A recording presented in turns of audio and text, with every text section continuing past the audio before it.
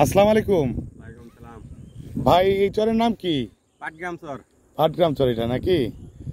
আচ্ছা আচ্ছা, এখানে নাকি আগে অনেক রাসেল ব্যাপার সাথে দেখা যেত।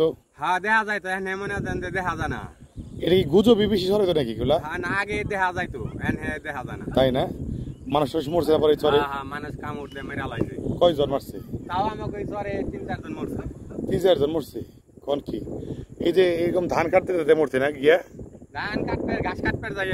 হ্যাঁ হ্যাঁ, ঘাস কাটতে যায় আলের মধ্যে, মনে হয় যে ওই আলের মধ্যে গেছে, ওই আলের মধ্যেই মনে হয় কাম উঠতেছে। কামড় দিচ্ছে। আচ্ছা আচ্ছা, বেশ। তো এটা তো পদ্মারি চর নাকি? হ্যাঁ পাটগ্রাম চর। এটা তো মানিকগঞ্জ জেলাতেই পড়ছে না? হ্যাঁ হ্যাঁ মানিকগঞ্জ জেলা। মাশাআল্লাহ। নৌকা টোকা ডুবে নাকি এদিকে? না ইদারে আন্তরে নৌকা ডুবা নাই, ডুবে নাই। নৌকা ডুবে না? না এন্দে আন্তরে ডুবে নাই। আচ্ছা আচ্ছা, দেখ আলহামদুলিল্লাহ। ঢেউ তো নাই, ওই পরিমাণ ঢেউ তো নাই। আজকে যে আসলাম প্রচন্ড ঢেউ ঢেউ আজকে ঢেউ উঠছে, আজকে ঢেউ উঠছে। ঢেউ উঠছে, ভয় পাইছি খুব আমি। এই যে হেঁটে কটা ঢেউ হইছে। আচ্ছা, ভাইয়ের সাথে পরিচয়ে খুব খুশি হলাম। ভাই আমাদের যে রাসেল ভাইপার সাপের নামের যে একটা আতঙ্ক ছিল, সেই আতঙ্কটা এখন আর ওরকম নাই। হ্যাঁ, তারা চরে বসবাস করে। এই চরে যে ফসলগুলো দেখতে পাচ্ছেন এগুলো তারা কাটে। আর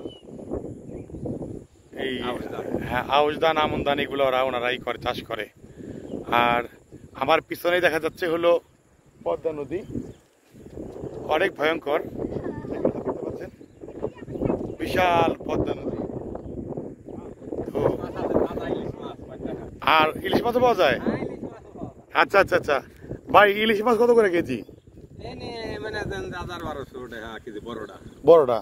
ছোটটি? ছোটগুলা? ছোটটি 700-600। তাই না? এনে দাম কম, কয়দিন গেছে 1500 টাকা। তাই না? কয়টার দিকে ইলিশ মাছ পাওয়া যায়? ইলিশ মাছ মনে যে জায়গা আসে তো, ওই যে মনে মাইরে টাইরে এই জায়গা আসে বেশি।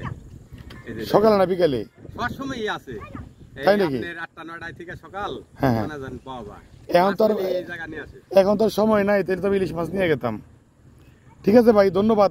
আপনার সাথে কথা বলে ভালো লাগলো। বাইরে দেখে রেখেন। নাম কি বললেন আবার? পাটগ্রাম চর। পাটগ্রাম চরে যদি আসেন তো মাঝে মধ্যে বাইরে দেখতে পারবেন। এখানে তার জমি, এখানে ধান টান লাগায়, ধান টান কাটে। সকলে ভালো থাকবেন। আল্লাহ হাফেজ। ভাই বলেন আল্লাহ হাফেজ বলেন। আল্লাহ হাফেজ।